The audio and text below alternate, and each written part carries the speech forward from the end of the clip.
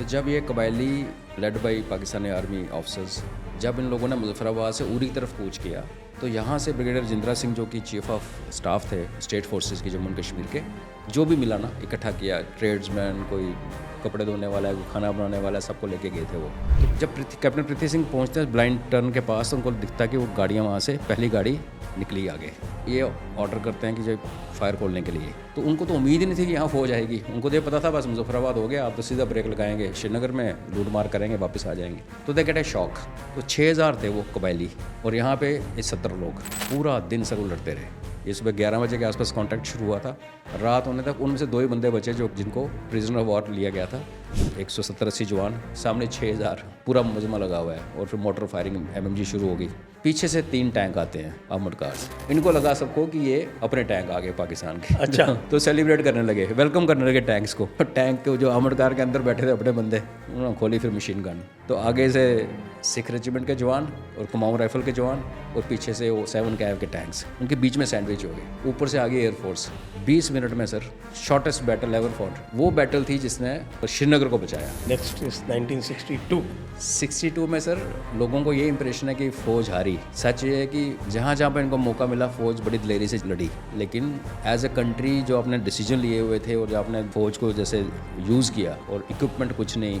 मैंने ब्रिगेडियर दलवी की किताब पढ़ी थी जिसमें उन्होंने वो नामका चूका जो हाँ जी। उन्होंने मोर्चा जगाया था, और नामका चूका मोर्चा बताते हैं कि साहब की PMO से इंस्ट्रक्शन आए थे कि आपको 1 इंच पीछे नहीं हटना है, तो उन्होंने खड्ड के अंदर ही मोर्चा लगा दिया। मतलब यहाँ भी पहाड़ी है, सिर्फ बीच में नाला है, बोला यहाँ पे बैठ जाओ। मतलब ये कौन सी टैक्टिस है? दुश्मन आपका सामने बैठा हुआ है और वो जवान कह रहे हैं कि यहाँ बैठ के करेंगे क्या, पीछे अपनी पहाड़ी पे बैठते हैं। बोला नहीं, इधर ही बैठो। चीफ तो थापर था ना, अपने करण थापर का फादर। रोमिला थापर का uncle.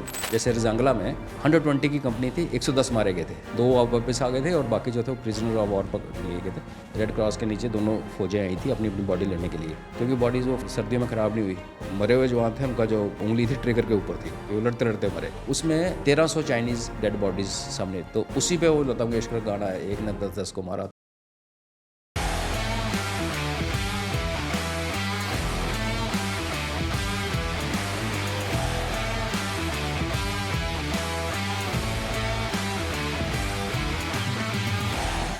My honor to be here, and thank you very much.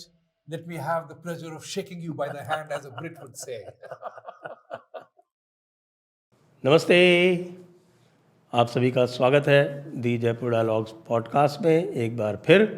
और आज हमारे साथ हैं कर्नल अजय रैना जी, और कर्नल अजय रैना जी से हम बात करेंगे कुछ मिलिट्री हिस्ट्री के बारे में, विशेषकर जो आर्मी की बैटल्स हैं उनके बारे में। और बहुत प्रसिद्ध बैटल्स हमारी हुई हैं भारतीय सेना की आफ्टर इंडिपेंडेंस, तो उनमें से हम बात करेंगे एक एक जो हमारी इम्पोर्टेंट जो युद्ध हुए हैं उनमें से एक एक दो जो महत्वपूर्ण युद्ध हुए हैं उनके बारे में। तो लेट अस स्टार्ट फ्रॉम 1947-48। नमस्कार सर, आपको सब दर्शकों को और धन्यवाद बुलाने के लिए।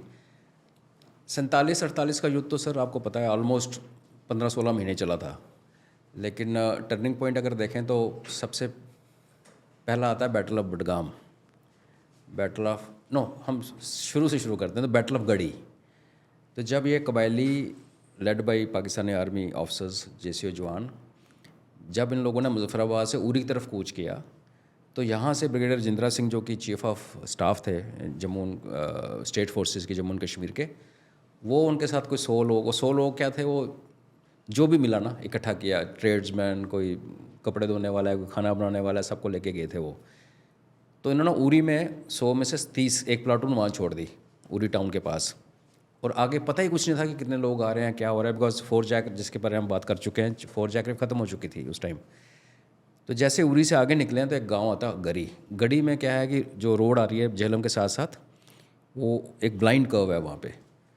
तो जब गढ़ी के पास पहुँचते हैं तो गढ़ी में इनको आग लगी हुई नज़र आती है, धुआं उठ रहा है गढ़ी के एक पोर्शन में। गढ़ी झेलम के दोनों तरफ है, तो इधर झेलम है, दोनों तरफ गढ़ी है, और फिर लेफ्ट में ऐसे में सड़क है जो जा रही है चकोटी और मुजफ्फराबाद। तो वहाँ पे इन्होंने जब देखा कि आगे एक्टिविटी दिखी और फिर देखा बहुत सारी गाड़ियाँ आ रही हैं दूर से, 700-800 गाड़ी एक लाइन के पीछे लगा के। तो ब्रिगेडियर जिंद्रा साहब ने वहीं पे ऑर्डर दिया, तो एक वर्ल्ड वॉर 2 के ही सूबेदार दुनी चंद थे, उनको बोला कि आप लेफ़्ट चढ़ जाओ ऊपर, क्योंकि जहाँ रोड पे खड़े थे उसके लेफ़्ट में एक छोटा सा माउंट था, पहाड़ी था। और एक कैप्टन पृथ्वी सिंह थे जो एडीसी भी थे महाराजा के, वो भी साथ आए हुए थे, वो अफसर थे नहीं। उनको बोला तू राइट चले जा, जेलम और रोड के बीच में, इधर रोड के लेफ़्ट में दुनी चंद और उसके पीछे पूरा पीर पंजाल है ऊपर।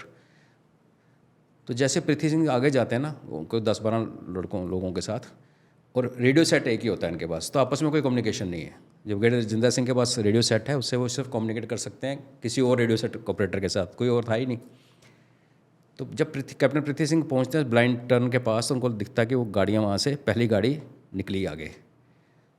तो ये ऑर्डर करते हैं कि जब फायर खोलने के लिए, तो पहली गाड़ी को जैसे हिट होता ना, तो उनको तो उम्मीद ही नहीं थी कि यहाँ फौज आएगी। उनको तो ये पता था बस मुजफ्फराबाद हो गया, आप तो सीधा ब्रेक लगाएंगे, श्रीनगर में लूट मार करेंगे, वापस आ जाएंगे। तो दे गेट ए शॉक। तो 6000 थे वो कबायली, और यहाँ पे 70 लोग।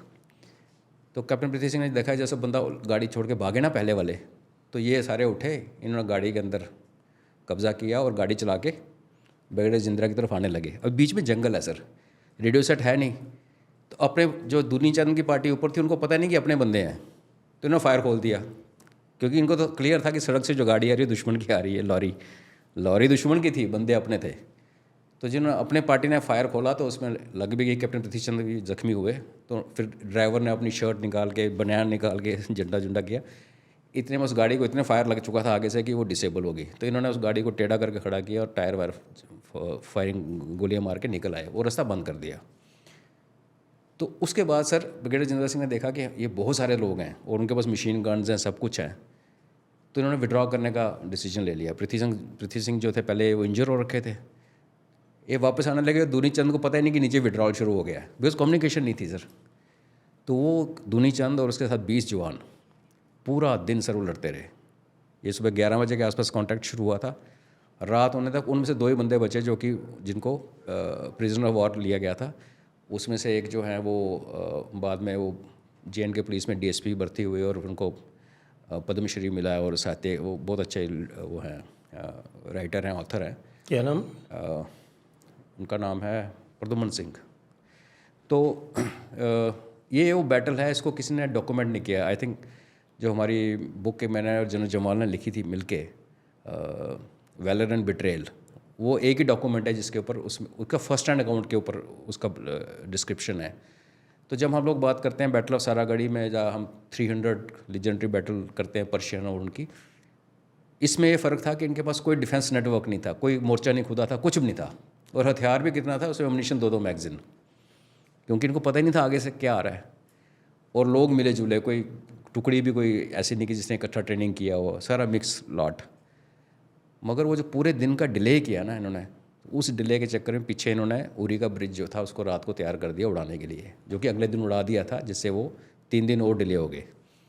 तो वो एक टर्निंग पॉइंट था, बिकॉज अगर ये गढ़ी की बैटल ना होती, और वो तो शाम तक उन्हें श्रीनगर पहुंच जाना था सीधा, और गढ़ी की बैटल ना होती तो उरी का पुल भी नहीं उठता, बिकॉज जो उरी का पुल को तैयार करने में रात को जो उनको टाइम चाहिए था वो गढ़ी की बैटल ने इनको दिया। और उसके बाद फिर दूसरी जो हुई वो बडगाम की हुई सर।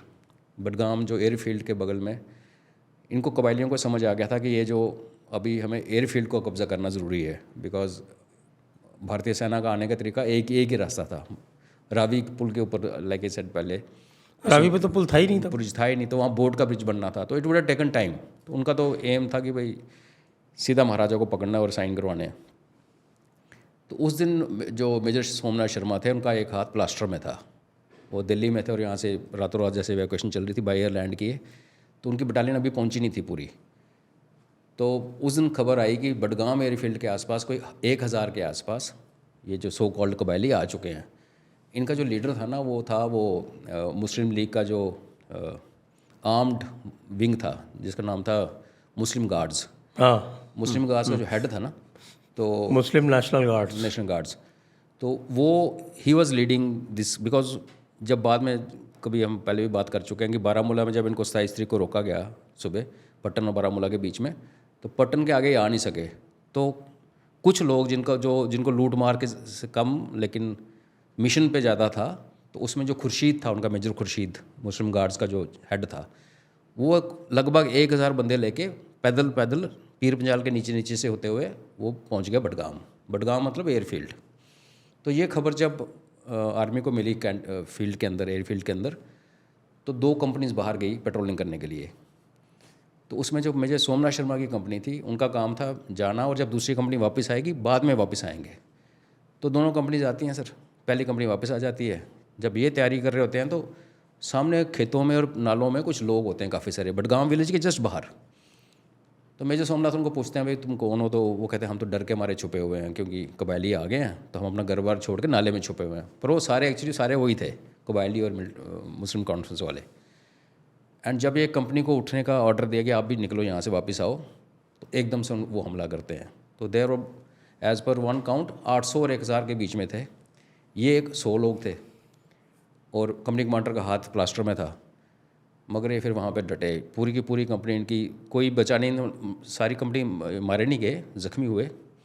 लेकिन उस बैटल में बाद में एयरफोर्स ऊपर से आई तो उनको पता नहीं चल रहा था होना क्या, तो फिर उन्होंने देखा कंपनी कमांडर का प्लास्टर वाला हाथ, तो उनको ये समझ आ गई ये अपने हैं और ये दुश्मन है। बिल्कुल साथ गुत्थम गुत्था हो रखे थे। तो उस लड़ाई में इनकी बहुत कैजुअलिटी हुई इस कंपनी की। फोरकमाउं की जो कंपनी थी उसकी ऑलमोस्ट 20-25 से ऊपर जवान मारे गए थे और बाकी सारे जख्मी, बचा कोई नहीं था, गोली खाए बिना कोई नहीं आया।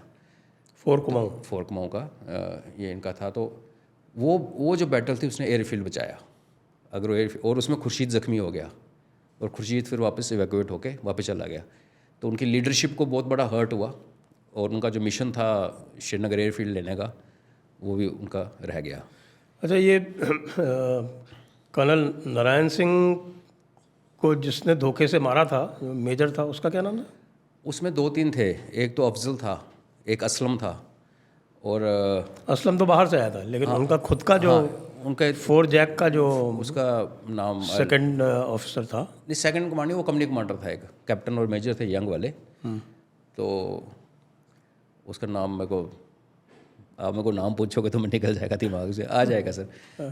तो उन्होंने तो अपना खुद साथ होकर धोखा दिया ना। उसके बारे में उन्होंने कहा कि उनको अहमदाबाद में भेजा था देखने के लिए, वहाँ पूरा कैंप लगा हुआ था, 10,000 से ऊपर कबायली थे वहाँ पे, और उसने आके बोला कुछ नहीं है, सब झूठ है।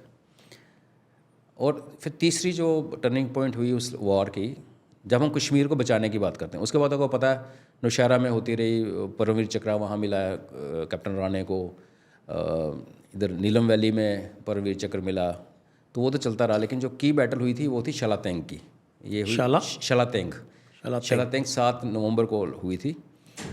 क्योंकि बडगाम की बैटल के बाद जब उनकी खुर्शीद को लग गई और थोड़े पीछे हट गए, तो जो नए ब्रिगेडियर साहब आए थे, जो एक तो जो पहला ब्रिगेड कमांडर वहाँ बन के गया उसको गोली लगी पहले दिन ही, ब्रिगेडियर कटोच को।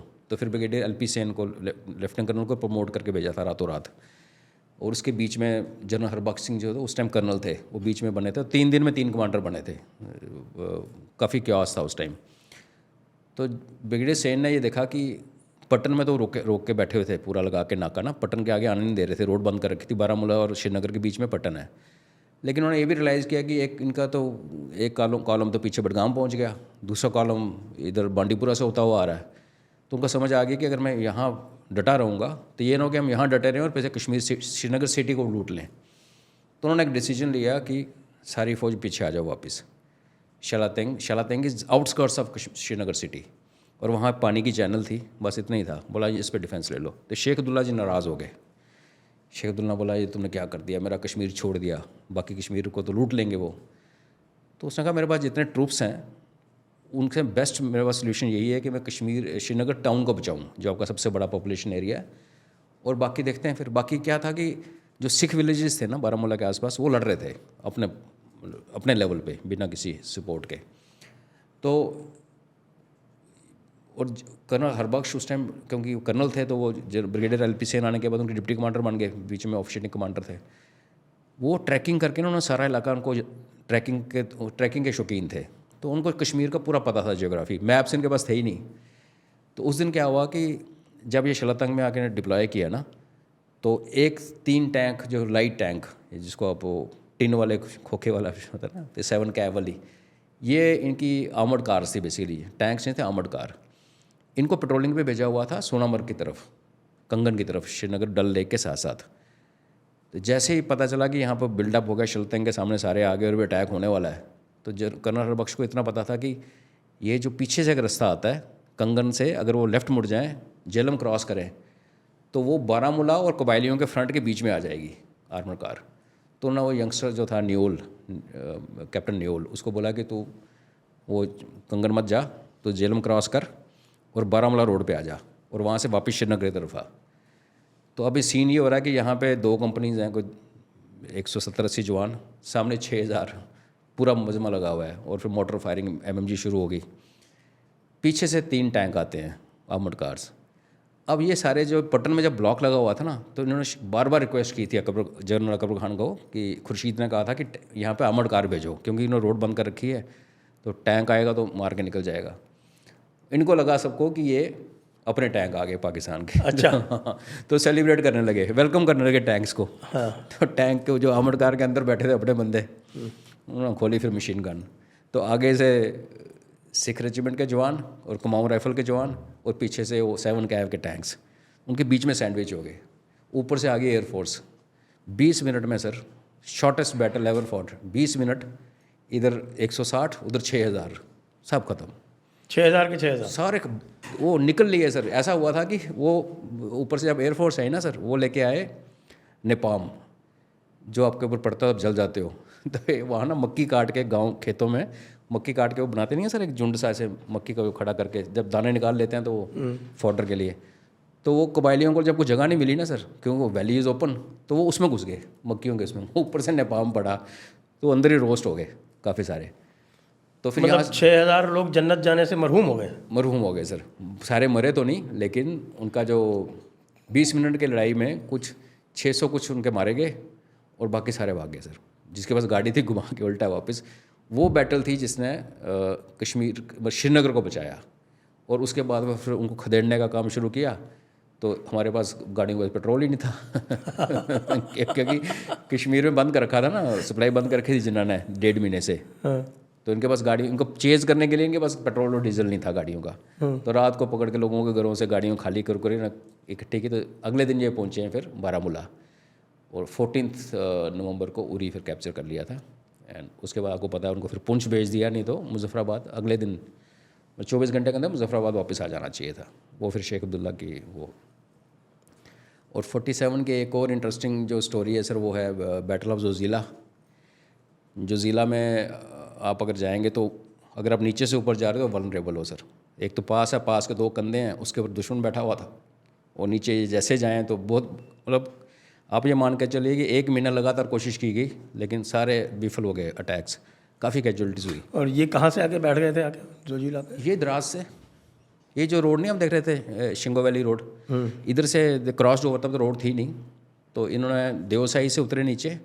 इनका ये प्लान था कि एक कॉलम उनका जाएगा, ये जो गिलगित स्काउट्स का, वही असलम जो कर्नल पाशा बन के आ गया उस टाइम, तो एक उसने कॉलम उतारा था गुरेज वैली में, और एक जो बाकी मेजर उसका जो आया था वो था जोजिला, द्रास और कारगिल। ये तीनों कैप्चर कर लिए थे उसने। कारगिल उनके पास है, द्रास उनके पास। तो फिर कर्नल स्पैरो, जो Rajendra Singh sparrow later general, तो वो उनकी जो यूनिट थी 7 कैब, तो उनको पूछा गया कि भाई पॉसिबिलिटी है टैंक लेके जाने। तो जो टैंक्स जो थे ना सर, उनकी मैन्युफैक्चरर ने कभी सोचा नहीं था कि इतनी हाइट पे टैंक जाएगा। इनफैक्ट जो हमारा जहाज़ लैंड किया डकोटा ले में, तो वो जो डकोटा कंपनी ने मना कर दिया था, बोले this aircraft is not suppose to operate at that level. तो इन्होंने जुगाड़ करके वाइपर लगाए थे, बिकॉज फ्रॉस्ट जम रहा था। बाबा मेहर सिंह जिसको कहते हैं कमोडोर, उन्होंने उसको लैंड किया था। और गाँव वाले ले में लोग घास लेके आए थे कि जैसे घोड़ा आ गया ऊपर से तो घास खिलाओ, हॉस्पिटैलिटी के लिए ना। उनको पता नहीं था कि मशीन।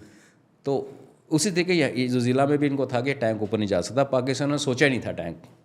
तो जब काफ़ी सारे अटैक सर, 1 महीना तक काफ़ी कैजुअलिटीज़ हुई, इन्होंने हर किस्म से कोशिश किया, लेफ़्ट से राइट से, नहीं हो पाया। तो फिर वो टैंक जो चढ़ाए ऊपर, जगह थी नहीं, इंजीनियर्स ने रातों रात काटा उसको, 3-4 दिन लगे। और 1 दिन की विंडो थी, उसके next day snowfall, heavy snowfall शुरू होना था। तो वो डू एंड डाई था। अगर उस टाइम नहीं करते ना सर, फिर तो लद्दाख कट गया था हमसे, लद्दाख नहीं आना था वापस। तो वो कैप्टन SDS जम्वाल है, शरकदेव सिंह जम्वाल, वो थे ट्रुप कमांडर। और फिर 3 टैंक लेके ऊपर चढ़े हैं, और वो चढ़ नहीं रहे थे तो क्रेन से खींचा, बड़ा जुगाड़ करके। जब ऊपर पहुंचे तो पाकिस्तान में टैंक देखे ना, तो वो डर के मारे भाग गए। उन्होंने अपने कमांड को ऊपर रिपोर्ट किया कि टैंक्स आ गए। उन्होंने बेवकूफ़ है, जो ज़िला में कहाँ से टैंक आएगा, या तो खच्चर चलने की जगह नहीं, गाड़ियाँ नहीं चलती थी वहाँ, गाड़ी मोटरेबल रोड नहीं थी पहले, खच्चरें चलती थी सिर्फ। तो वो जो बैटल, वो historic highest tank battle ever fought in the world, battle of Zojila. This was 48 के एंड में जाके, दिसंबर में फर्स्ट वीक। तो 47 की तो सर मेन ये हैं। तो चलिए नेक्स्ट इज 1962। 62 में सर लोगों को ये इम्प्रेशन है कि फ़ौज हारी। सच ये है कि जहाँ जहाँ पर इनको मौका मिला फ़ौज बड़ी दिलेरी से लड़ी, लेकिन एज ए कंट्री जो आपने डिसीजन लिए हुए थे और जो आपने फ़ौज को जैसे यूज़ किया, और इक्विपमेंट कुछ नहीं, कपड़े नहीं, और आपने बर्फ़ वाले इलाके में लड़के आओ। मैंने ब्रिगेडियर दलवी की किताब पढ़ी थी जिसमें उन्होंने वो नामकाचू का जो उन्होंने मोर्चा जगाया था, और नामकाचू का मोर्चा बताते हैं कि साहब की पीएमओ से इंस्ट्रक्शन आए थे जी कि आपको 1 इंच पीछे नहीं हटना है, तो उन्होंने वो खड्ड के अंदर ही मोर्चा लगा दिया। मतलब यहाँ भी पहाड़ी, यहाँ भी पहाड़ी है, सिर्फ बीच में नाला है, बोला यहाँ पे बैठ जाओ। मतलब ये कौन सी टैक्टिस है, दुश्मन आपका सामने बैठा हुआ है और वो जवान कह रहे हैं कि यहाँ बैठ के करेंगे क्या, पीछे अपनी पहाड़ी पे बैठते हैं। बोला नहीं, इधर ही बैठो, क्योंकि BN कोल और BM कॉल जो थे वो कोर कमांडर बना दिए गए थे। BM कोल जिन्होंने बटालियन कमांड नहीं की थी वो कोर कमांडर, और मेनन साहब डिफेंस मिनिस्टर, चीफ को साइलेंट कर रखा था। तो उसमें 2 बैटल्स बड़ी चीफ तो थापर था ना, थापर अपने करण थापर का फादर, रोमिला थापर का अंकल। तो ये भी एक अच्छी फैमिली है सर। तो 2 बैटल्स हुई सर, और दोनों में कुमाऊं रेजिमेंट के जवान थे। एक लड़की लद्दाख में सर, कैलाश रेंज पे रजांगला में, और एक लड़की वेलोंग में, अरुणाचल में। तो दोनों में कॉमनैलिटी ये है कि सर ऑड्स बहुत हैवी थे। कुमाऊं रेजिमेंट की अहीर कंपनी थी, ये वाली अहीर थी रजांगला वाली, रजांगला में 13 कुमाऊं की चार्ली कंपनी, और वो 6 कुमाऊं ने लड़ी थी वेलोंग वाली। तो ये दोनों battles historic in the sense ये ऐसी हैं कि सर इन्होंने, जिसमें न्यूमेरिकल सुपीरियरिटी को, जैसे रजांगला में ये लोग हार्डली 100 थे, 105, 110, 120 की कंपनी थी, 110 मारे गए थे और 10 वापस आए थे उसमें से। मतलब वापस नहीं आए थे, 2 वापस आ गए थे, और बाकी जो थे वो प्रिजनर ऑफ वॉर पकड़ लिए गए थे। और 110 जब अपने मरे थे, और जब उनकी डेड बॉडीज़ को फरवरी में जाके, ये बैटल हुई थी नवंबर में, और फिर रेड क्रॉस ने फेब में जाके अगले साल बर्फ़ पिघलने के बाद रेड क्रॉस के नीचे दोनों फौजें आई थी अपनी बॉडी लेने के लिए, क्योंकि बॉडीज़ वो फ्रीज़ सर्दियों में ख़राब नहीं हुई। तो हमारे जवानों के हाथों में, जो मरे हुए जवान थे उनका जो उंगली थी ट्रिगर के ऊपर थी, कि वो लड़ते लड़ते मरे। तो हमारे तो 110 गए, और ये लड़ाई जो लड़ी उस इन्फेंट्री ने, उनको कोई सपोर्ट नहीं थी। आरटी की आउट ऑफ रेंज था, अपनी गन्स पहुंच नहीं रही थी, और कम्युनिकेशन उनका कट गया था। उधर जो उनकी जो एक इसमें ये भी बात आती है कि मेजर शैतान सिंह जो कमांड कर रहे थे कंपनी को, उनको ये भी कहा था जो बटालियन कमांडर थे कि तुम वापस आ जाओ, उन्होंने मना कर दिया। नहीं सर, जो उस टाइम कम्युनिकेशन ही नहीं हुआ उनका। ये हुआ ज़रूर था कि ये जो रजांगला की पोस्ट है ना, लद्दाख स्काउट्स ने तैयार की थी पहले, और 10 साल वो पोस्ट तैयार होने के बाद 62 की लड़ाई शुरू हुई। जितने वहाँ पे सीनियर ऑफिसर आए, जो भी असेसमेंट आई ना, उन्होंने एक जो असेसमेंट होती है ना सर, आप यहाँ बैठे हो, आपको लगता है कि दुश्मन यहाँ से आएगा, वो सारी मिलिट्री असेसमेंट चाइनीज़ ने उल्टी कर दी थी। वो यहाँ से आ गया था जैसे एक्सपेक्टेड नहीं था, और इनकी कंपनी भी डिप्लॉय भी ढंग से नहीं हुई थी, और लाइक आरटी का रेंज वगैरह कुछ नहीं था। तो उनकी सीओ साहब के कन्वर्सेशन की मेरी नॉलेज में कोई ऐसा नहीं है, बिकॉज जब जो 2 बंदे जो बचे थे ना सर, उनको बेसिकली चाइनीज़ ने जानबूझ के नहीं मारा था कि जाओ जाके बताओ टाइप्स, नहीं तो उनको ही मार देना था उन्होंने। तो उसमें 1300 चाइनीज़ डेड बॉडीज़ सामने, तो उसी पे वो लता मंगेशकर का गाना है, एक ने 10-10 को मारा। तो बिकॉज यहाँ पे आप 110 हो और वहाँ से 1300 कुछ बॉडीज़ चाइनीज़ की थी जो सामने मारे थे। तो वो भी एक बहुत ज़्यादा एक हिस्टोरिक बैटल है, हम लोग उसको भूल गए सर। चुशूल बच गया उसके, चुशूल, क्योंकि अगर आप स्पेंगोर गैप जो देखते हो, उसके नीचे स्पेंगोर स्पो, ऊपर पेंगोंग सो है, नीचे छोटी सी लेक है, तो यही गैप है जिसके नीचे आगे कैलाश रेंज शुरू होता है। तो उसके ऊपर डिफरेंट पोस्ट है। तो आगे काफ़ी आगे रजांगला है जो चुशूल से दूर है, लेकिन अगर रजांगला गिर जाता सर सीधा, तो फिर सीधे आगे पीछे तो ट्रैक था चुशूल जाने का, क्योंकि उस टाइम साइमल्टेनियस अटैक किया था उन्होंने, सिर्फ रजांगला पे नहीं किया था, पूरे कैलाश रेंज पे और स्पेंगोर गैप के नॉर्थ में भी अटैक हुआ था, उस टाइम। तो मैसिव अटैक था लेकिन संभाल लिया था। उसमें तो इतनी मार पड़ी थी चाइनीज़ को कि जब अपने बंदे ख़त्म हो गए ना सर, 110 ख़त्म हो गए इसमें, तो पोच छोड़ दी। तो जो नॉर्थ की पोच थी चशूल के बिल्कुल सामने, स्पेंगोर गैप के दोनों तरफ, वहाँ से भी पोच छोड़ी थी। लेकिन जब वापस हमारी फ़ौज आधे घंटे वो वापस गई तो वहाँ पे चाइनीज़ कोई नहीं था और उनको इतनी मार पड़ी थी कि वो डर गए थे। तो चशूल एयरफील्ड बच गया था उसके। तो रजांगला उसका जो मेमोरियल है सर, वो रजांगला तो ऊपर है, नीचे चशूल प्लेन्स में मेमोरियल है। तो जब हम लोग गए थे तो पूरे वीरान हम बाइक्स पे घूमते हुए गए थे। वहाँ पे जाके ना सर आपको वो मतलब एक टोटल डेसोलेट टेरेन है, बंजर, और बीच में एक छोटा सा मेमोरियल। अभी तो काफ़ी बड़ा कर दिया उसको। तो बहुत इंस्पिरेट। और वेलोंग में यही चीज़ हुआ था, वहाँ 6 कुमाऊँ थी सर। तो उनका मेमोरियल जैसे 62 में लड़ाई हुई। यहाँ कुमाऊँ की कौन सी रेजिमेंट थी? 6 नहीं, यहाँ रजांगला यहाँ 13 कुमाऊँ रेजिमेंट की 13 बटालियन और 6 बटालियन वहाँ पे। तो वेलोंग में सिख भी थे, 4 सिख, और ये थी 6 कुमाऊँ। उनका मेमोरियल जाके 2012 में बना सर। कितना टाइम लग गया बनने में, बट अभी है, दार्जिलिंग में भी है उनकी। बट वेलोंग का जो मेमोरियल है, दार्जिलिंग का कॉमन मेमोरियल है सबके लिए, बट वेलोंग का मेमोरियल वहाँ बना। तो 62 की ये 2 तो आउटस्टैंडिंग बैटल्स हैं सर। बाकी आपने वो सुना होगा वो जो सेला पास के ऊपर हुई थी, जहाँ पे 2 लड़कियाँ थी और एक हमारा जवान था, पूरी बटालियन रोक के रखी थी इन्होंने। वहाँ पे उनका सेला पास अभी टनल बन गई ना सर, तो सेला पास पे मेमोरियल है फौज का एक, तो जसवंतगढ़ बोलते हैं। तो वो जो जवान था ना, जो नायक जसवंत था, महावीर मैं चक्र, गया हूँ। आपने देखा ना उसकी स्टोरी भी आप वहाँ देखी होगी। अभी तो तवांग गए थे हम। और क्या उसी में से सेला से हमारा आर्मी अटैचमेंट जो होता है आईएएस का, उसमें हमें तवांग भेजा गया था। तो तवांग गए थे दिसंबर में। हाँ जी ओके तो सेला में हमारा एक्लिमेटाइजेशन हुआ था। ओके। वो हवा भी बड़ी कितना, चलती है, हवा बड़ी 12 घंटे के एक्लिमेटाइजेशन के बाद हमें जी और आगे भेज दिया तवांग। और तवांग में भी ऊपर है, तवांग के ऊपर एक मराठा ग्राउंड, ओके वहाँ पे कैंप लगा दिया। ओके तो हम सब फ्रीज हो गए। ओके। तो सेला में हवा कितनी चलती है ना सर, पता नहीं उस दिन थी नहीं, परपेचुअली हवा चलती है वहाँ बहुत ज़्यादा। तो वो वैसे वो जसवंतगढ़ की बैटल, वो भी अकेला ही था एक्चुअली, रह गया था पीछे। और वो अगेन वेरी फेमस 62 की लड़ाई है।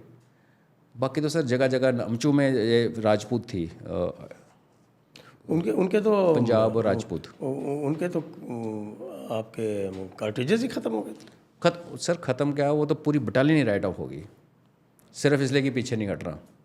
और गोली चलने से पहले पता था कि हम जी नहीं पाएंगे या लड़ेंगे। कैसे लड़ सकते हो सर आप, ऊपर से दुश्मन ऊपर से नीचे आ रहा है, आप नीचे खड्डे में लेटे हो, और ना कोई तैयारी, और सर्दियों का महीना, और वहाँ पे एक एक कंबल, 2 जवानों के बीच में एक कंबल, कि आप उसी को लपेट लो हाथ पैर, और पैरों में पीटी शूज़, कैनवस के शूज़ ही नहीं। तो वो तो बहुत ज़्यादा बेवकूफ़ियाँ, जो पॉलिटिकल डिसीजंस और फिर आर्मी में इंटरफेरेंस का बड़ा गंदा एक एग्जांपल है। तो 62 वाज, क्योंकि डीबीओ में भी 62 में बैटल हुई थी, डीबीओ में कुछ भी नहीं हुआ था, वो आए और फायरिंग करके चले गए। यहाँ पे जो हॉट स्प्रिंग्स कहते हैं यहाँ पे जाट थे, 5 जाट, इनकी भी अच्छी बैटल हुई थी। ये जो आज चिपचाप रिवर ऊपर से आता है और चैनमो इधर से जाता है, और फिर दोनों मिलके आगे श्योक में जाके मिल जाते हैं। तो चैनमो वैली में चैनमो बोलते हैं, जो पेंगोंगसो के ऊपर है। तो वैसे तो बहुत हुई थी, बट ये वेलोंग और रजांगला की बैटल्स सबको पढ़नी चाहिए सर। विकीपीडिया पढ़ लें, गेम पढ़ लें, बड़ी इंस्पायरिंग बैटल है। अब चले 1965। 65 में सर एक जो ज़ख्म पूरे देश को आज तक लगा है, वो है हाजी पीर का, सबसे आई थिंक सबसे इम्पॉर्टेंट। और 48 दिसंबर में क्या हुआ था सर कि हाजी पीर को एक्चुअली पहले इम्पोर्टेंस दी नहीं गई। जब ब्रिगेडियर एलपी सेन को 14 नवंबर को बोला गया पुंछ जाओ, तो हाजी पीर से क्रॉस करके नीचे आए, और पुंछ वालों को पता नहीं था कि आ रही है फौज, तो उन्होंने वो कहूटा के ऊपर एक ब्रिज जला दिया, तो ये सारे अटक गए। तो हाजी पीर पास खुला पड़ा था। फिर एलपी सेन वापस चले गए, क्योंकि जब ये कॉन्वे लेके चले थे ना उरी से सर, तो पीछे निकलते ही एम्बुश हो गया था टेल में, और हेड पहुंच गया हाजी पीर, टेल उरी से 4 किलोमीटर आगे एम्बुश हो गई। सड़क ख़राब थी, पुराना रास्ता, गाड़ियाँ पुरानी। इन्होंने हाजी पीर में रात को कैंप किया, और अगले दिन नीचे उतरे, अर्ली मॉर्निंग हेडलाइट जला के, और उन्होंने आगे आग लगा दी, ब्रिज उड़ा दिया संतरियों ने। तो ये वापस चले गए। उसके बाद हाजीपीर को किसी ने देखा ही नहीं कि ऐसे ही है पड़ा हुआ। बाद में पाकिस्तानीज़ ने आके उसको ऑक्यूपाई किया और फिर 47 ने बड़ी कोशिश की कि इसको लेने की, नहीं ले पाए। लेकिन वहाँ पे और पोस्ट थी हाजीपीर के सामने जो हमारे पास थी। तो दिसंबर के लास्ट वीक में बर्फ़ बड़ी पड़ गई सर, बोला वापस आ जाओ।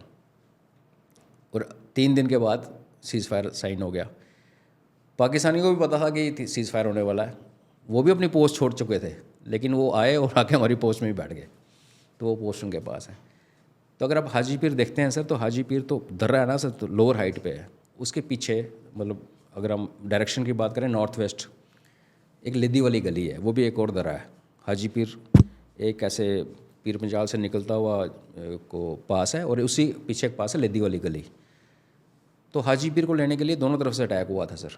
रजौरी पुंछ की तरफ से 25 डिवीज़न और 19 डिवीज़न जो जोरो बख्शी थे, ब्रिगेडियर जोरो बख्शी, उनके साथ 1 पैरा और ये राजपूत और पंजाब रेजिमेंट, ये लोग उरी की तरफ से आए। तो जब उरी से आप आते हो ना, तो लिद्दी वाली गली और उसके बहुत बड़ा पहाड़ है संख। तो इन्होंने पहले कैप्चर किया। पहले तो संख में तो पहली रात को तो 1 पैरा जो स्पेशल फोर्सेस है आज, जो मेजर दयाल वाली, तो जो पहला कंपनी कमांडर चला वो मेजर अरविंदर सिंह था 1 पैरा का। तो पहली रात उनकी एक प्लाटून 28 बंदे पूरी की पूरी साफ़ होगी, ख़त्म होगी। फर्स्ट नाइट तो they couldn't make out head, और बारिश हो रही थी बहुत ज़्यादा। आरटी का फायर उसमें बड़ा इंपॉर्टेंट हुआ, बिकॉज आरटी की शेलिंग बहुत ही उन्होंने फिर दबा के रखा उनको। एंड फिर अगले दिन इन्होंने लिद्दी वाली गली कैप्चर की पूरा दिन लगा के, उसमें भी 20-25 और जवान शहीद हुए। एंड फिर जाके शंख पकड़ लिया। शंख में तो पाकिस्तानी सोए हुए थे, थके हुए थे, सोए हुए थे, थिंकिंग यहाँ कौन पहुँचेगा। और शंख का जो रास्ता लिया ना वो अनएक्सपेक्टेड था काफ़ी ज़्यादा, इसलिए सरप्राइज में बारिश हो रही थी। बारिश में मुश्किल तो इनको हुई, लेकिन सरप्राइज मेंटेन हो गया। उन्हें सोचा नहीं था कि इधर से आएंगे।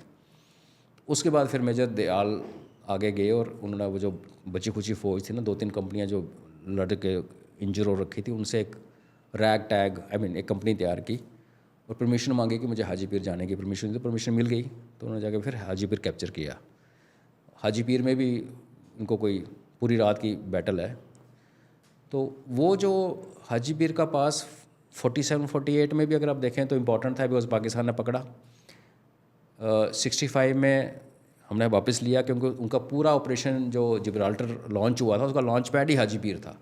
इधर वाले रजौरी पुंछ आ गए, उधर वाले जो उनके इन्फिल्ट्रेशन कॉलम थे जिसमें उनके एसएसजी कमांडोज भी थे और रज़कार भी थे और बाकी भी थे, वो सारा उन्होंने हाजीपीर बीच में है।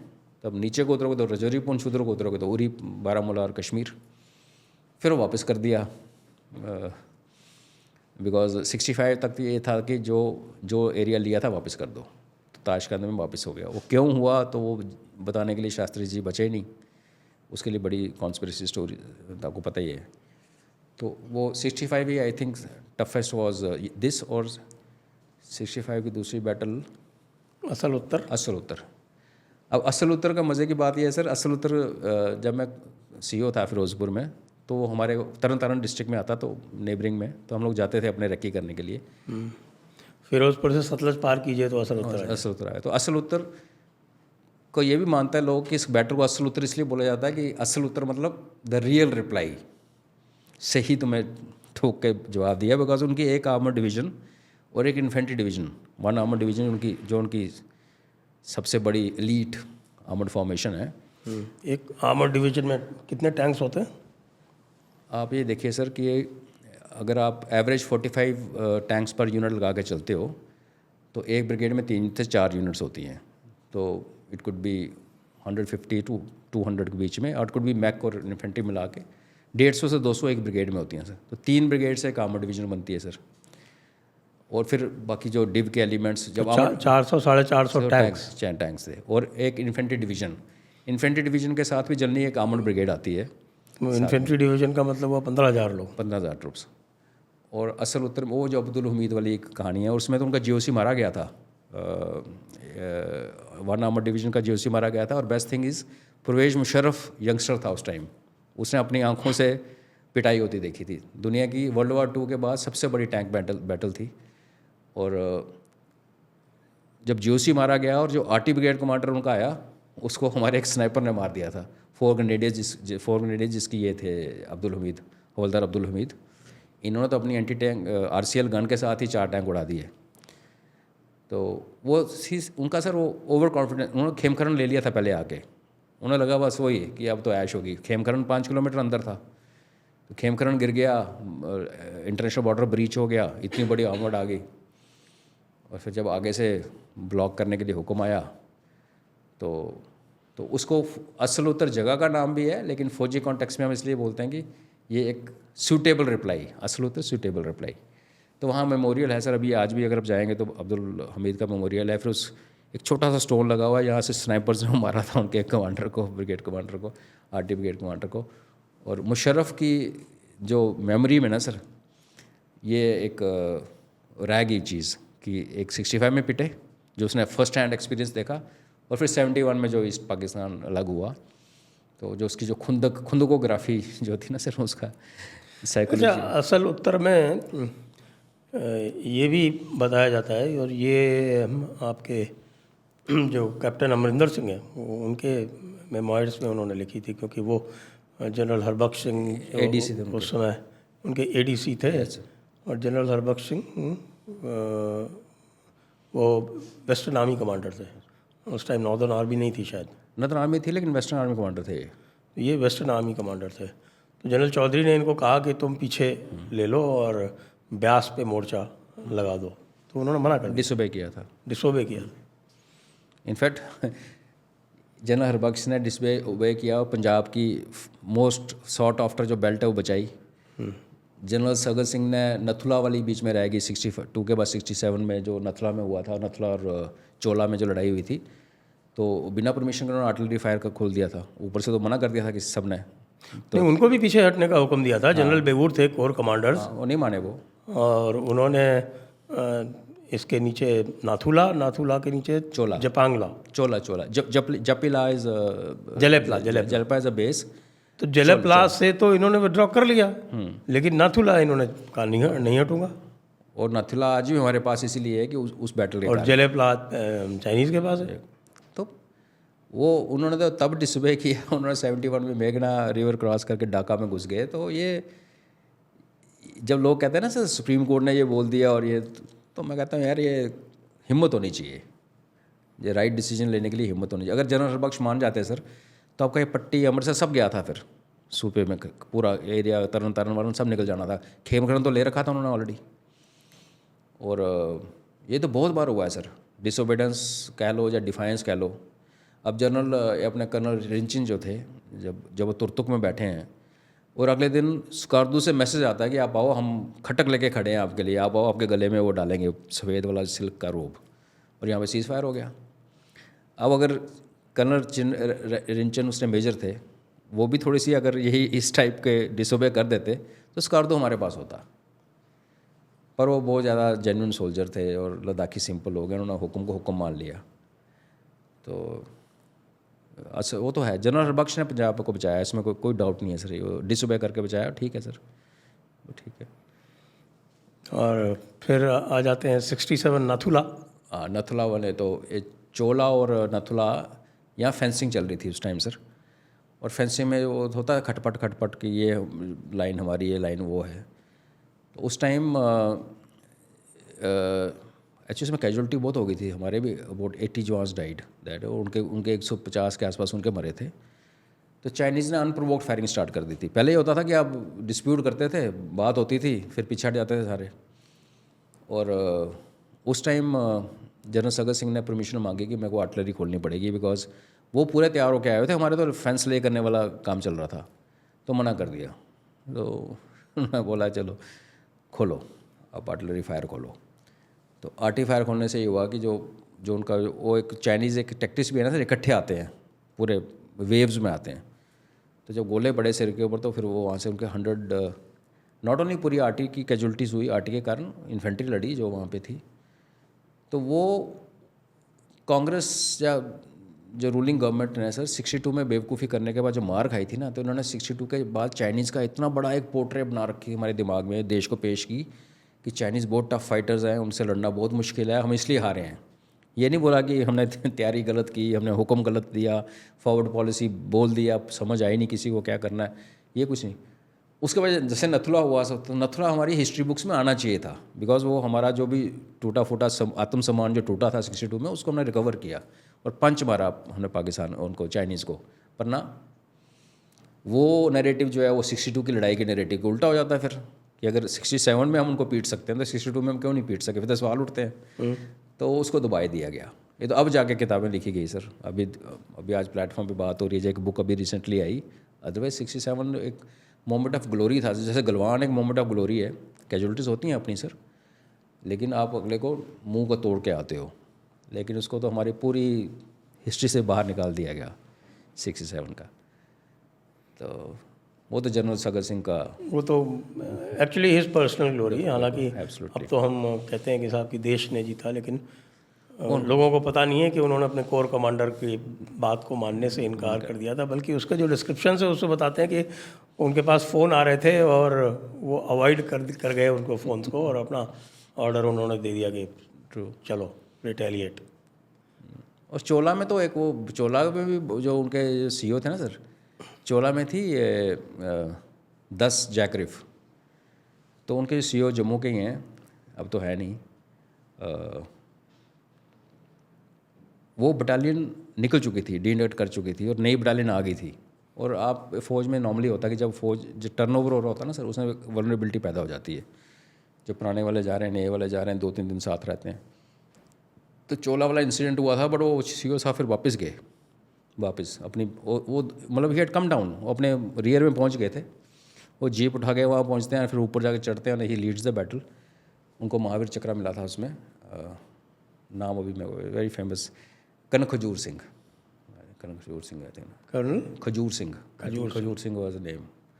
10 वो मजाक करते थे ना कि 10 नंबरी उनकी जो बटालियन जम्मू में आई थी, तो लोग कहते हैं क्या कर्नल साहब आप 10 नंबरी कमांड कर रहे हो, तो कह रहे हैं नाम बदलना यार, 10 जैकरिफ का नाम बदलो। तो उनको चोला का फिर I think they got some battle honour शायद मिला हुआ उनको उसका। तो दिस वाज नथुला। 71 में तो सर लोंगोवाल आपके इलाका, तो उसकी भी अभी बुक एक अभी पब्लिश हुई है सर। उसमें गनर्स आरटी वाला रोल जो था वो गायब हो गया था हिस्ट्री किताबों से, तो वो अब जाके रीस्टैब्लिश हुआ है। तो वहाँ एक ही कंपनी थी पंजाब की, 23 पंजाब की एक कंपनी थी, और लोंगेवाला का चीज़ सिटिंग इन नो वेयर, आगे पीछे कुछ भी बीच में लोंगेवाला एक्सपेक्टेड ही नहीं था कि इधर को आएंगे। और रहीम यार खान सामने, वहाँ से उनकी पूरी आर्मर्ड फॉर्मेशन चली, और वो तो एक ऐसी बैटल थी सर जिसमें इन्फेंट्री ने लड़ा जो भी किया, एयरफोर्स और आर्मी की जो कोऑर्डिनेशन निकल के आई, वो टर्निंग पॉइंट था। हालांकि पूरी रात आर्टिलरी फायर ने रोक के रखा, और एक तार आर्टिलरी फायर जो बॉर्डर मूवी बनी है उसमें तो केवल एक आपके आरसीएल गन दिखाई है। वही। और मज़े की बात क्या है सर, जो लोंगोवाल का जो मेमोरियल है ना सर, आजकल वहाँ फिल्म दिखती है, वहाँ जो पहले 2 या 3 में फ़ोटो आता है सिख अफसर का, वो बैटरी कमांडर था आरटी का, तो कर्नल कुलविंदर सिंह अभी कनाडा में है। तो उन्होंने अपने मेमोयर्स लिखे बाद में कि भाई ऐसे ऐसे था। वो तो एक एक्चुअली क्या है, इन्होंने तार लगा रखी थी आगे, और फौज में तार तब लगाते हैं डिफेंस के आगे कि तार के और मोर्चे के बीच में माइन फील्ड है। तो ये यूएन का ऑर्डर है, यूएन कन्वेंशन है कि आपको जहाँ भी माइन फील्ड लगानी है उसमें मार्क लगाना पड़ेगा, दुश्मन को पता होना चाहिए कि माइन फील्ड है। तो वो बेवकूफ़ बनाने का भी काम करते हैं हम लोग ना, जहाँ नहीं भी होता, इनफैक्ट जब बचा रहे होते हैं, जहाँ नहीं होता वहाँ बड़ी सी तार लगा देते हैं कि यहाँ ट्रायंगल टांग के खतरा, और जहाँ पे लग जाता है वहाँ तो बिछाना ही पड़ता है तार। तो इनकी जो तार थी ना सर, उसको उन्होंने माइन फील्ड की, ये वो तार थी इनकी पेरीमीटर की वायर, माइन फील्ड नहीं लगा हुआ था। तो जैसे उनकी लीडिंग पाकिस्तानी टैंक्स आए ना सर, उनको लगा माइन फील्ड आ गया। अब माइन फील्ड में टैंक डरता है टैंक घुसने से पहले, क्योंकि माइन फील्ड के अंदर घुसा सर, तो जैसे ही अंदर से माइन फटेगी तो टैंक को अंदर नुकसान नहीं होता है माइन से, उसका ट्रैक टूट जाता है कि वो वेट पड़ेगा, ट्रैक टूटेगा तो उसके बाद इमोबाइल हो गया, फिर वो शूटिंग उसकी फिर चाहे पे आरसीएल से मारो चाहे उसको एयरक्राफ्ट से मारो। तो इसलिए टैंक वाले सोचते हैं कि भाई पहले ट्रॉलर को भेजते हैं जो माइन को साफ़ करता है, फिर पीछे पीछे टैंक्स निकलते हैं माइन फील्ड से। तो रात को उस सस्पेंस में फंस गए। प्लस अगर पाकिस्तान की आप हिस्ट्री उधर की पढ़ोगे तो वो फिर आपको समझ आती है कि वहाँ भी बहुत सारे फ्लैप्स थे, कौन कहाँ जा रहा है, कमांड एंड कंट्रोल फेल हो गया था वहाँ पे भी उनकी। तो एक कहते हैं ना हाफ हार्टेड सा उन्होंने अटैम्प्ट मारी थी कि चलो जाके जैसलमेर पकड़ते हैं और दिल्ली जाएंगे। तो उसमें जो that time major Kuldeep Singh जो कंपनी कमांडर थे 21 पंजाब के, तो उनको श्रेय जाता कि उन्होंने पूरी तो एक मेजर कुलदीप सिंह चांदपुरिया तो वो तो इन्फेंट्री के थे, इन्फेंट्री थे, और ये थे मेजर कुलविंदर सिंह आरटी ये आरटी के थे। तो कौन सी गन थी? 105 नहीं सर, मोटर्स के साथ। अच्छा। और उसी यूनिट के हैं अपने हमारे बड़े पॉपुलर जनरल साहब नसीरुद्दीन शाह के भाई। अच्छा, ज़मीरुद्दीन शाह साहब। हाँ, उनकी जो 161 फील्ड रेजिमेंट भी लगी हुई थी। तो एक फील्ड रेजिमेंट थी 105 वाली, 25 पाउंडर वाली, और एक मोटर वाली थी। मोटर इन पर बैटल में इन्होंने पार्टिसिपेट किया। एंड तो इनकी फील्ड रेजिमेंट कहाँ पे थी? वो भी साथ में डिप्लॉयड थी, बाद में आई। हुआ क्या ना सर, ये लोग उस टाइम प्लान ये बना था कि हम लोग जाके रहीम यार खान पे अटैक करेंगे, भारतीय फ़ौज। और जब आप अटैक करने जाते हो सर, तो आप क्या करते हो, उस इलाके को खुला छोड़ते हो कि आपको यहाँ से निकलना होता है। उल्टा वो उधर से आ गए, दे टुक अस बाय सरप्राइज़। तो हमारी फ़ौज अटैक करने जा रही है, पीछे से इधर आगे लोंगोवाल में। तो फिर इधर वाली फ़ौज को बोला वापस जाओ यार, पहले संभालो उनको। तो ये मोटर्स वाले पहले पहुँचे, और उस टाइम ये ज़मीरुद्दीन शाह जो था वो मोटर रेजिमेंट में ही था। लेकिन 161 जो उन्होंने बाद में कमांड की, वो भी उसी बैटल में पार्टिसिपेट किया था, फील्ड रेजिमेंट। तो उन्होंने बाद में अपने राइट अप में अपने 161 फील्ड रेजिमेंट, जिसका वो हिस्से ना उस टाइम हिस्सा नहीं थे, हिस्सा वो मोटर्स के थे, उन्होंने उसको ज़्यादा श्रेय दिया कि 161 ने बड़ी अच्छी फायरिंग की। लेकिन टैंक के ऊपर जब जो ऊपर से गोला ऐसे आता है ना मोटर का, उसका इम्पैक्ट ज़्यादा होता है। बिकॉज टैंक जो ऊपर से सबसे सॉफ्ट कॉर्नर जो होता है, पार्ट होता है टैंक का, वो टॉप होता है, टॉप और पीछे, आगे तो बहुत फोर्टिफाइड होता है। तो लोंगोवाल 71 वाज, बाकी तो सिर्फ 71 ईस्टर्न थिएटर में तो बहुत सारी लड़ाइयाँ चली, बट ये वो हैं जो मेघना लिफ्ट, सारी जनरल सगत सिंह अगेन मेघना लिफ्ट। मेघना लिफ्ट वो देखो सर आप। और उसमें उससे पहले एक जीआर बटालियन थी, जिसको जनरल सगत सिंह ने बोला आप ऐसा करो कि आपको मैं हेलीकॉप्टर में डाल के भेजता हूँ, वहाँ इन्फेंट्री ब्रिगेड है पाकिस्तान की, तो आप वहाँ पे लड़ो। तो हेलीकॉप्टर कम है हमारे पास, तो थोड़ा थोड़ा करके भेजते हैं। तो उनकी एक कंपनी उतरी, बटालियन हेडक्वार्टर उतरा, तो पीछे से जनरल सगत सिंह को मूड आ गया मेघना के लिए।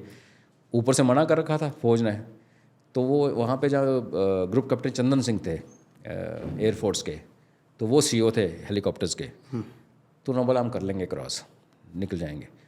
तो वो सारे के सारे हेलीकॉप्टर मेघना करके ये 4 गार्ड्स जो मेजर चंद्रकांत की यूनिट, इनको दे दिए कि चलो आप निकलो बाहर। और जनरल इनका हिम्मत सिंह, कर्नल हिम्मत सिंह वाज सीईओ। तो वो जो एक कंपनी और बटालियन हेडक्वार्टर था ना सर, उसको दुनिया भूल गई। अब उनकी सिचुएशन क्या बनी कि वो बैटल फील्ड में उतारे हुए हैं, चारों तरफ दुश्मन है। तो इनकी पूरी बटालियन आके वहाँ पे आनी है, 800-900 लोग, और वहाँ पे लोग हैं सिर्फ 120-25। लेकिन सुना वहाँ पे कोई अफवाह फैल गई कि कोई ब्रिगेड आ गई है, तो वो भागे छोड़ के। हाँ, वो उनकी किस्मत अच्छी थी। वो बटालियन जो थी ना सर 45 GR, उसमें वही थे जनरल कार्डाजो 2 IC थे उस यूनिट के। तो सीईओ वो बाद में आए थे मगर, और उनकी टांग उड़ी थी, वो सीज़ फायर के बाद उड़ी थी, बैटल में नहीं, अगले दिन अपनी माइंड पे पैर लग गया था उनका। तो पाकिस्तानियों को ये लगा कि यहाँ पे पूरी ब्रिगेड आ गई है, तो उन्होंने सरेंडर का ऑफ़र किया। तो उन्होंने बोला ओके सरेंडर करो। जब सरेंडर किया, बोला ब्रिगेडर साहब किधर हैं?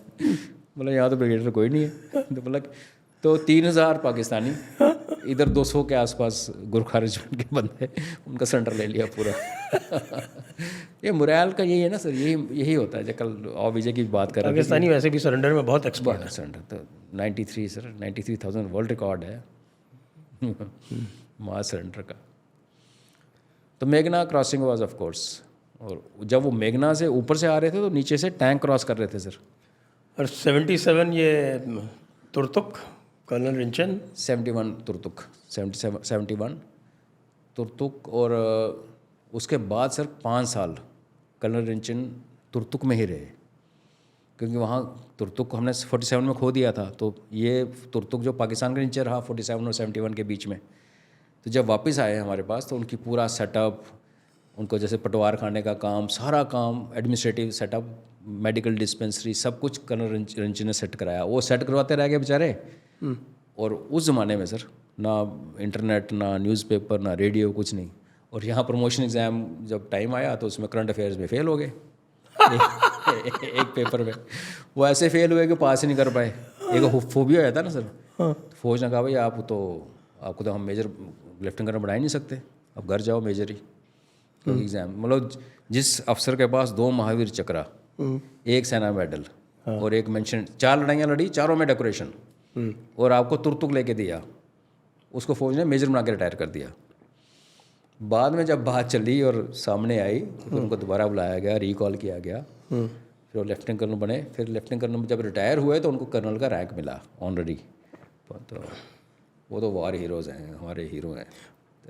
लेकिन वो तुर्तुक वाली जो बैटल है जिसको बताते हैं कि जिस तरह से उन्होंने लड़ी, वो हिल बैटल्स में suppose to be very unique. Turtuk का सर ऐसा हुआ था कि एक तो उन्होंने वो हाथ में केन लेके चलते थे, तो उनको पूछा जीओसी ने आके कि तूने कितनी गोलियां चलाई, बोले मैंने चलाई नहीं, ज़रूरत ही नहीं। तो he said why waste bullets on Pakistanis. तो उन्होंने कहा था अपने जवानों को, जो कैप्चर करते हो ना पाकिस्तानी अम्यूनिशन, पहले वो फायर करो, बिकॉज अम्यूनिशन कॉमन था, फौज कॉमन नहीं थी ऑलमोस्ट। तुरतुक में सर इट वाज पाकिस्तान का बहुत बड़ा एक फ्रंट जो था तुरतुक, एक तो गांव था सर, प्लस उनकी बहुत अच्छी पोस्ट थी, बहुत बड़ी। तो जब ये, लेकिन तुरतुक के आगे बैंगडोंग है, वहाँ तक इनकी फॉरवर्ड पोस्ट थी। तो कर्नल रिंचन की जो ट्रुप्स थे पहाड़ी, तो इनकी टैक्टिक्स बड़ी सिंपल थी सर। ये वहाँ से जाते थे, यहाँ को एक्सपेक्ट नहीं करता था। लद्दाख स्काउट्स। लद्दाख स्काउट्स और नुब्रा गार्ड्स भी बने बाद में, फिर सारे अभी प्रेजेंट लद्दाख स्काउट जो है। तो पहाड़ी चढ़ जाते थे और ऊपर से नीचे को आते थे। तो दुश्मन उधर देख रहे आ गए और पीछे से चढ़ने के लिए हिम्मत चाहिए सर। तो इनकी 71, 65, आपकी 47 की जितनी लड़ाइयाँ देखेंगे उसमें ये टैक्टिक्स थी इनकी, सबसे ऊपर वाले पॉइंट पे चढ़ जाना और वहाँ से नीचे आना, जो कि बहुत टफ था बेसिकली, बट वो फिर सब लद्दाखी हैं। और जब ये तुरतुक पहुँचे ना सर, तो वहाँ गांव खाली था, कोई दरवाज़ा नहीं खोल रहा, रात का टाइम था। दरवाजे वजह से खटकाए तो डर के मारे, मुस्लिम विलेज, शिया, नूर बख्शिया। तो बोला भाई फौज आए। तो इनका नाम लोगों को पता था, नाम मशहूर थे ना पहले। तो बोला मैं रिंचन हूँ, बाहर आओ। तो डरते डरते बाहर आए। तो लेडी कोई नहीं पूरे गांव में, क्योंकि पाकिस्तान आर्मी ने यही गांव जीतने के बाद 47 में आके सारे गांव को मोलेस्ट किया था। तो उनको यही उम्मीद थी कि अब जो भी आएगा, ये पाकिस्तानी जब भागने शुरू हुए तो फिर बोला लेडीज़ कहाँ हैं, तो बोला पीछे नाले में छुपी हुई है। तो उनको बोला जाके बुला के लाओ। तो निकली, उनके सारे मुंह पुते हुए थे काले रंग से। लेडीज़ ने सोचा कि हमारे मुंह पे कालक मल लेंगे तो हो सका हमें स्पेयर कर दें। तो फिर उनको बताया कि भैया हमारा ये ऐसा कुछ नहीं होता। पर उस दिन लोसार था, बुद्धिस्ट न्यू ईयर, और एक दिन की ब्रेक ले ली। थके हुए थे सर, मतलब चल ही रहे थे लगातार। यहाँ से शुरू हुआ था आप जिसको आज एयरपोर्ट है, एयरफील्ड जो है नुब्रा का ना, प्रतापुर। तो यहाँ से लड़ते लॉन्ग कैंपेन। तो और कोई गाड़ी नहीं, कुछ नहीं, सब पैदल हाथ पे हाथों हाथ हथम गुत्था होकर लड़ाई लड़ रहे हैं। तो वो एक रात जो रुके, और रुकने थे सर, रात को कहाँ जाना था। अगले दिन तुरतुक सीज़ फायर हो गया, तुरतुक आगे जा नहीं पाए। नहीं तो स्कार्दू उस दिन अगर आ जाता सर, तो हमारी तो कहाँ सी पैक कुछ नहीं बनना था। चाइना ने हिम्मत ही नहीं करनी थी इधर आने की।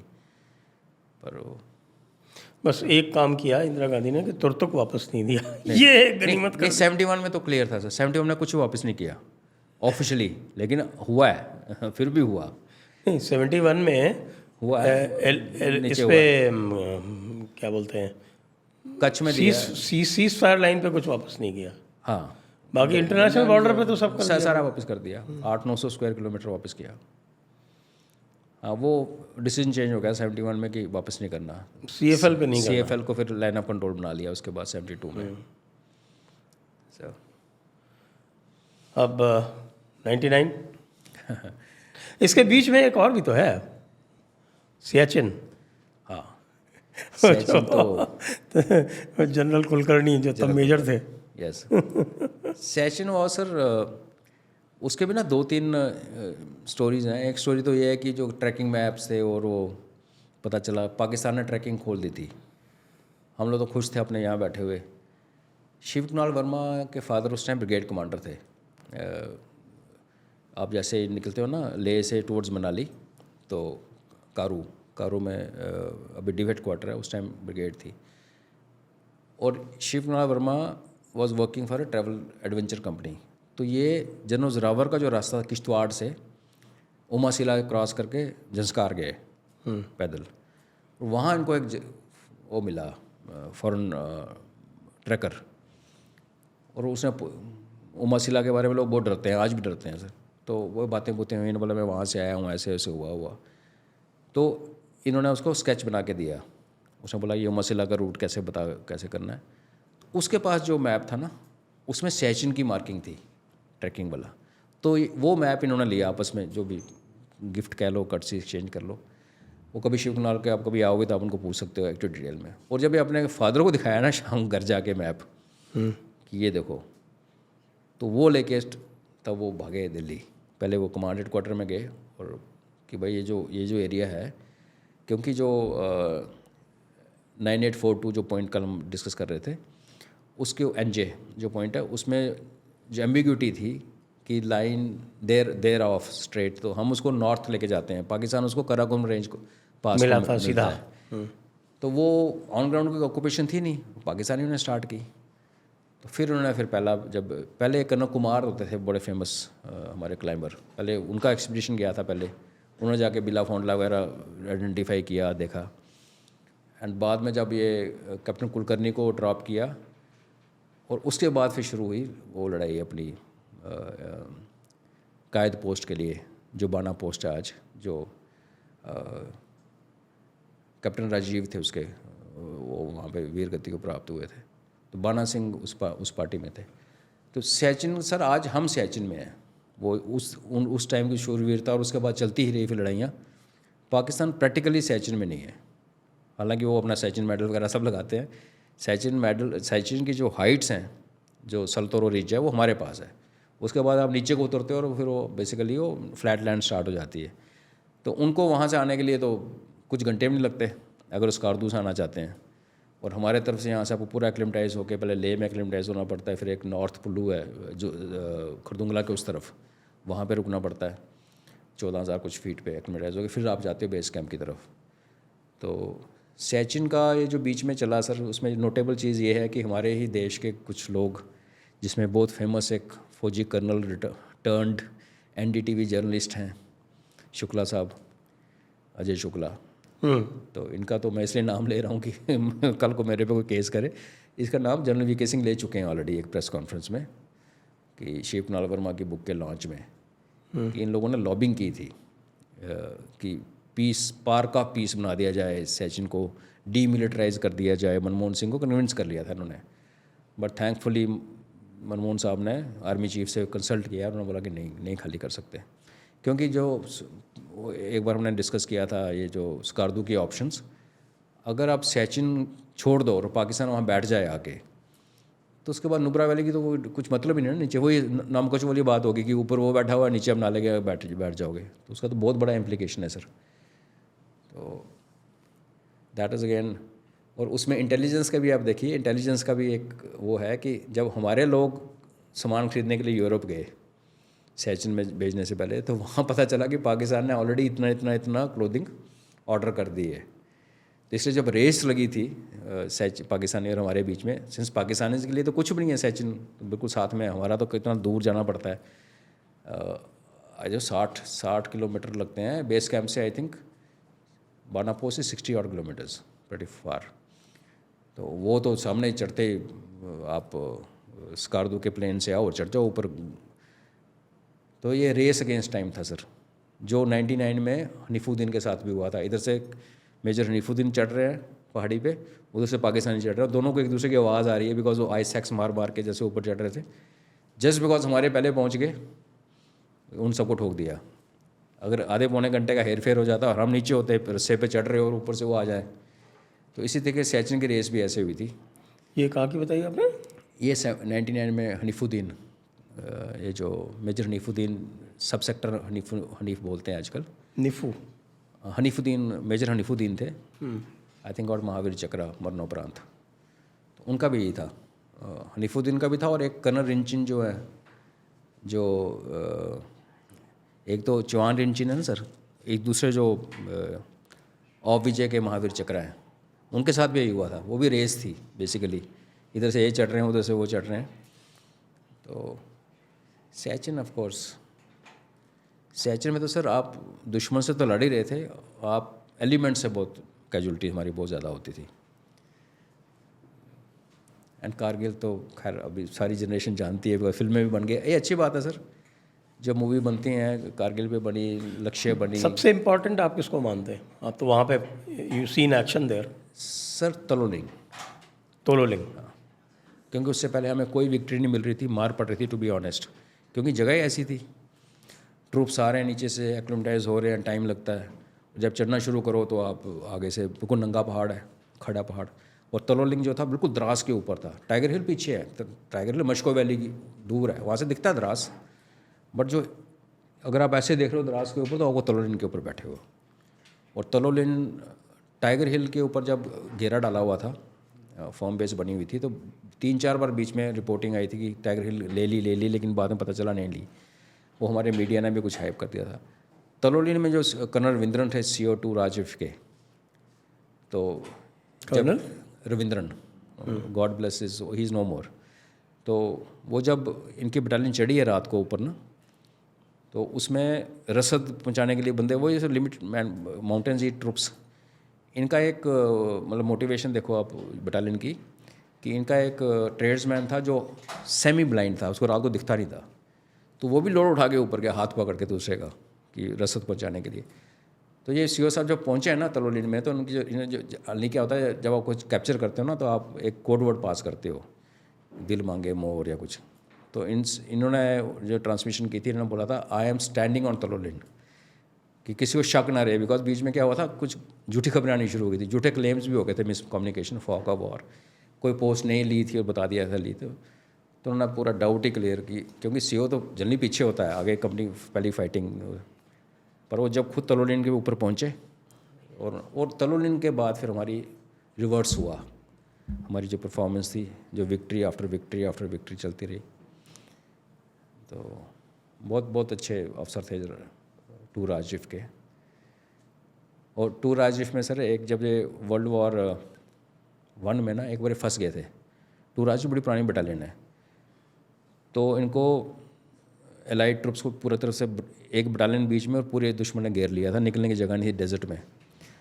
तो इनका एक ना वो था, वो जो पानी नहीं छिड़कता बिजती, वो क्या बोलते हैं उसको, उस ज़माने में था उस ट्रेडमैन, उसको सपना आया, एंड ये मेसोपोटामिया ईरान में हो रहा है, इराक में, इंडिया में नहीं। उसको बोला कि तू यहाँ सो रहा है फलानी जगह, तेरे उधर डिग कर, वहाँ पे मूर्ति है एक, वहाँ पे सब मूर्ति है किसी की। तो इन्होंने जाके वहाँ पे उस बंदे ने डिग किया, तो वहाँ पे मूर्ति थी माता की, अब इराक में सर। और उसको बताया गया तू इसको आगे रख और पूरी की पूरी बटालियन निकल जाओगे यहाँ से, तुम गिरे हुए हो पर निकल जाओगे, सारे के सारे बच गए आगे। वो जो मूर्ति है ना सर, वो टू राजविफ में आज भी है। और वो जो बिश्ती था, वो जब रिटायर हुआ तो वो मूर्ति ले गया घर में, क्योंकि उसी ने डिस्कवर की थी, उसका रेप्लिका इनके पास है। तो जब टू राजविफ अटैक पे जाती है ना, तो सबसे पहला जवान जो होता है उसके छाती के ऊपर वो मूर्ति होती है। तो ये इनकी, हाँ, ये सेम चीज़ इन्होंने कारगिल में भी की थी। पर कारगिल में वेरी टफ, बड़े अफसर इनके, आचार्य, ये जो ब्रिगेडियर आचार्य जिसको भी रजौरी में इन्होंने सैक किया था, वो जो एक वीडियो नहीं लीक हुआ था जो इंटेरोगेशन का, उनका brother Padmanacharya Mahavir Chakra, he also died. Major Vivek Gupta died, but that was the turning point. Vikram Batra was 13 JAK RIF. और टाइगर हिल तो जब टाइगर हिल फाइनली गिरी है ना, उसका तो इतना फलूदा बना रखा था ना, पूरी आर्टी को मार मार के। लेकिन टाइगर हिल के ऊपर काउंटर अटैक बड़ा खतरनाक आया था, शेर खान ने किया था, जो फिर बाद में हमारे वालों ने यहाँ से लिख के भेजी थी साइटेशन, उसको निशान हैदर मिला, हाईएस्ट गैलेंट्री अवार्ड। तो पर टर्निंग पॉइंट तलोलिन था सर। और आप सिंदूर में तो अभी तक कोई बैटल ही नहीं हुई। अब तो फंडा ही बदल दिया सर, अभी सारा ही चेंज हो गया। ये ठीक है sir, this is good way of fighting. किस लिए जवानों को भेजना, मारना, वो करना भी क्या है सर, टेरिटरी लेके दुश्मनों को बर्बाद करना है बस। उसलिए Sindoor is a new template. Sindoor is a new template. हाँ, अब तो ये है कि भाई वो जो इराक में जो रास्ता दिखाया था अमेरिका ने कि भाई पहले सॉफन कर लो फिर जाओ अंदर, फिर जाओ। इनके सारे मोर्चे वोर्चे ख़त्म कर दो, इनके हाँ, सारे बिल्कुल सर। डिफेंसेस ख़त्म कर दो, सब कुछ कर दो। सर अगर आप यही कारगिल में भी अगर यही सॉफन करने वाले ऑप्शन होता तो था, डिस्कस हुआ था सर।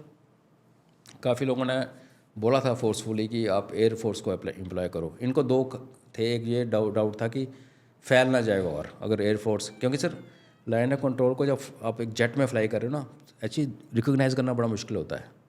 जहाँ तो ना कि दरिया बह रहा हो तो पता कि जेलम के उधर पाकिस्तान है, यहाँ तो सर पहाड़ के ऊपर लाइन लगी है, इमेजिनरी लाइन है। पहाड़ के टॉप पे आप बैठे हो, दूसरे हम्प के ऊपर वो बैठा है, ऊपर से पायलट आ रहा है जो इतनी स्पीड से नहीं पता चलता। तो अगर आप जैसे नचिकेता को हुआ था, अगर आप क्रॉस कर जाओ लाइन ऑफ कंट्रोल तो फिर क्या वो एक थिएटर ऑफ वॉर फैल सकता है। फिर पता चला कि वो प्रॉपर वॉर, कारगिल को वॉर नहीं मानते ना, कारगिल को कॉन्फ्लिक्ट कहते हैं। 47-48 वाले को लेकिन कॉन्फ्लिक्ट। मोदी जी को तो कोई परवाह ही नहीं कहा कि फैलने दो। तो जेडी वैंस को भी कह दिया था फैलने, नो प्रॉब्लम्स। तो पर उस टाइम थी ना वाजपेयी साहब की ये थी कि फैले ना, और दूसरा ये था कि अगर ये जल्दी नहीं खाली कराया गया, क्योंकि एयरफोर्स का क्या है, सिर्फ एयरफोर्स में आपको पेशेंस चाहिए। आप एक टारगेट को हिट करोगे, उड़ा दोगे, इसका ये मतलब नहीं कि ख़त्म हो गया टारगेट, 24 घंटे के बाद फिर क्रॉप अप करेगा, तो उसको 2 बार 3 बार 4 बार पता नहीं कितनी बार पनिश करना पड़ेगा, उसके लिए टाइम चाहिए। फिर वो पोस्ट स्ट्राइक डैमेज असेसमेंट होती है, वो चेक किया। उस टाइम तो सर यूएवी शोएवी का इतना था नहीं, आज तो आप फायर करते हो साथ में यूएवी लाइव स्ट्रीम दे रहा, तब तो था नहीं। तो इनको लगा कि अगर एयरफोर्स का 15-20 दिन चलता रहा तो ये ना हो कि जो ये सप्लाई जो हमारी जाती थी स्टॉकिंग पूरी लद्दाख सेक्टर को, सियाचिन में खाना पीना, वो सारा जुजिला से होकर जाता था। तो ये डर था कि ये ना हो कि ये रोड ना खुले और बर्फ़ पीछे से जुजिला बंद हो गया तो रसद कैसे आएगी। तो ना फिर उस थोड़ी जल्दबाजी में इन्फेंट्री को ऊपर चढ़ाया, और of course arty also played a big role. मेरे को अगर पूछोगे और मैं अगर हिस्ट्री को रिवाइंड करूँगा तो मैं कारगिल में एयरफोर्स यूज़ करता हूँ अपनी फ़ौज। सर अगर आप सुपर पावर बनना है तो आपको ऐसे करना पड़ेगा। हमारे लेहड़ू जी ने तो 62 में एयरफोर्स होते हुए और चाइना की एयरफोर्स नॉन एग्जिस्टेंट होते हुए भी नहीं यूज़ की थी। और यूएसए को बोला बाद में तू अपने एयरफोर्स भेज, पायलट भी अपने भेज। इमेजिन, वो चिट्ठियाँ तो अभी पब्लिक डोमेन में है sir. We come a long way sir, we come a long way. In fact 71 लड़ाई की उतनी ही सिंदूर का भी इंपॉर्टेंस मैं उतना ही मानता हूँ sir, in fact may be more. आपने न्यूक्लियर ब्लफ उसका ख़त्म कर दिया सर। 71 तो उनका तब तो न्यूक्लियर बैकग्राउंड था ही नहीं ना तो न्यूक्लियर बैकग्राउंड था ही नहीं। सर। और दूसरी बात ये है कि हमारी डिपेंडेंस बहुत ज़्यादा थी सोवियत यूनियन के ऊपर, और इसीलिए फिर वो शिमला एग्रीमेंट में उनकी बात माननी पड़ी, क्योंकि वो भी ये नहीं चाहते थे कि पाकिस्तान बिल्कुल कमज़ोर हो जाए ना। लीवरेज तो सब चाहते हैं आपके ऊपर, ट्रू। चाहे आपका दोस्त हो या दुश्मन हो। दोस्त ये चाहता है कि साहब कि मेरे कब्ज़े से नहीं निकले, और दुश्मन ये चाहता है कि भाई कैसे मैं इसको कमज़ोर करूं। तो Indira Gandhi was acting at the dictation of Soviet Union. Actually war ही सारी उनकी थी, it was design by them only. तभी तो उन्होंने अपने न्यूक्लियर सबमरीन्स भेज दी थी बे ऑफ बंगाल में। बिल्कुल। कहाँ सर, 2 सुपर पावर आमने सामने, एक टुच्ची से ईस्ट पाकिस्तान में मतलब ही नहीं था। वो तो डोमिनेशन, बे ऑफ बंगाल, वही सेम हिस्ट्री अभी रिपीट हो रही है सर। लेकिन इस बार तो we are totally on our own and fighting 3 front war. 3 front and Munir तो कल नाराज़ हो गया बताते हैं। कम्युनिटी नोट लग गया। एक उसने उसको कैप्टन शेर खान के बारे में पोस्ट डाली ना, वो जो सेम कारगिल वाला, कि उसको हमने निशाने हैदर दिया, ये वो लोगों ने नीचे लिखा कम्युनिटी पोस्ट कम्युनिटी नोट में कि ये वही है ना कि तुमने तो अपनी बॉडी लेने से मना कर दिया था। तो फिर ग्रोक आ गया बीच में। ग्रोक ने बोला हाँ पाकिस्तानियों ने अपने फौजियों को मारने से मना किया था, तो अभी हाउ कैन दे सेलिब्रेट। तो मुनीर बेचारा कुछ भी बोलता उल्टा पड़ जाता है उसको। नहीं, मुनीर तो उससे परेशान हो गया जो वो डिप्टी COS ने कहा कि ये चाइना इनको जो है वो लाइव स्ट्रीम कर रहा लाइव दे रहा था, वो इंटेलिजेंस फीड कर रहा था। होता रहे सर, वो केयर्स। चाइना की भी पिटाई हो गई इसमें, सबकी हुई सर, अमेरिका की नहीं हुई सर, जकोबाबाद पूरा उनका था। हाँ, तो इतना इम्फेटिक विक्ट्री तो कभी नहीं हुई। टर्की को पीटा है, टर्की की पिटाई हुई, बंदे मरे उनके। And we are hoping for the phase 2, let's see. आइए आज की चर्चा को यहीं पर विराम देते हैं। सभी दर्शकों को बहुत बहुत धन्यवाद और कर्नल रैना को बहुत बहुत धन्यवाद। Thank you. जय हिंद, जय भारत, वंदे मातरम।